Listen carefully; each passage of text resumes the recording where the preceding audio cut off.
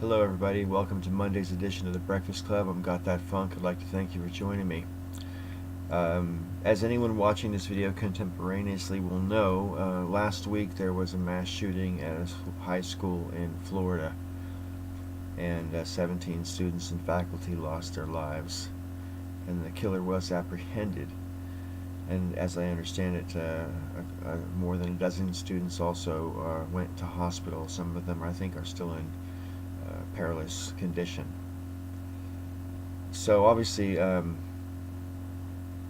it's a horrible situation, and it's unfortunate in a way that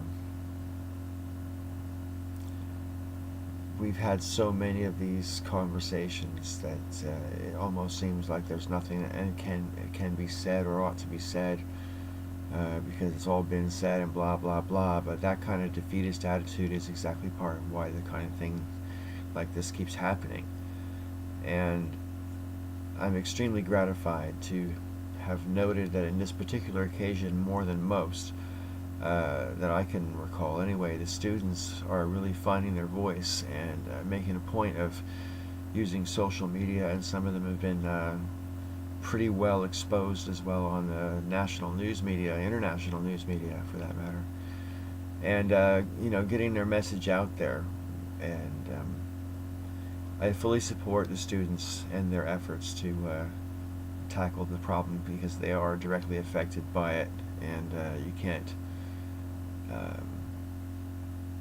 can't really take away their pain, and you can't take away their voice. So it's important to let them, not only let them have their voice, but hopefully that this time it might make a difference. There's a national walkout that's been scheduled for April the 20th, which is the anniversary, I believe, of the Columbine massacre. And at 10 o'clock, students all across the country are encouraged to walk out of whatever class they're in at the time. Everyone's supposed to show up for school on time in the morning, and then at 10 o'clock simultaneously walk out nationwide. I actually hope that no school enacts some sort of policy to try to dissuade the students from doing this protest. And I absolutely hope that this protest is done in good faith by all, and in a peaceful manner, and so forth, because if that's the case and it is nationally done, a national strike by students, it would definitely have reverberations that would last in a historical sense. And I absolutely support this effort. Peaceful protest is something I support in general, and particularly on this issue. It's all well rehearsed, how so many members of Congress, and especially in the GOP, are bought off by the NRA to the point where they don't even try to disguise the corruption for what it is.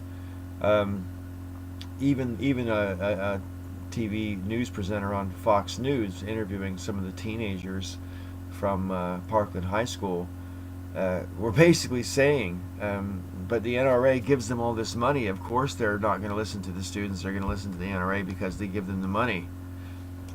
And as if that's how it's supposed to work.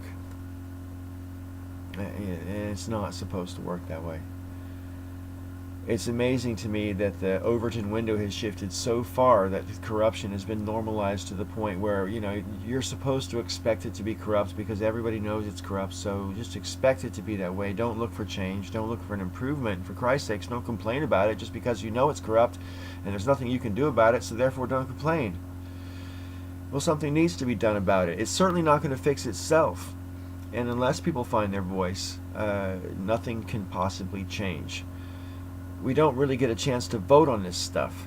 So protest is the best way to deal with it, in my opinion. And I absolutely support the students in this nationwide campaign. April the 20th, 10 o'clock in the morning, walk out of class.